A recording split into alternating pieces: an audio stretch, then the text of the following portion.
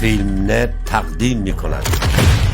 آقا چه اتفاقی افتاد اینجا؟ همه رو کشتن. غیرتو بزنه بچه مردم نکرد. خیلی خوب شد که بچه ما زنده تو که مال کلت کمری برتا. این مدل کلا قدیمی تره. اکثرا هم دست نیروهای اطلاعاتی بود. یعنی چی؟ کی آقا؟ تنها سرنخی که داریم همین اسلحه‌ای که بعد 20 سال باهاش شده شد. چه آقای خوشقیافه‌ای داری؟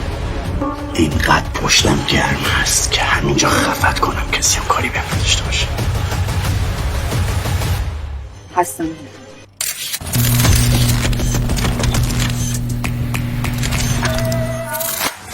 من تیرم خطر نمیره. هر جایی باشه پیدات میکنم یه جوری میکشمت مثل کفتار جیغ بکشی.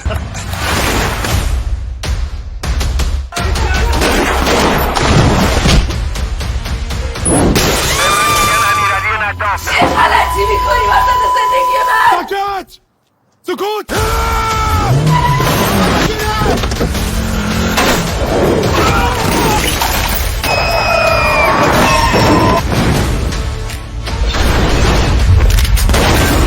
برتا، داستان یک اسلحه.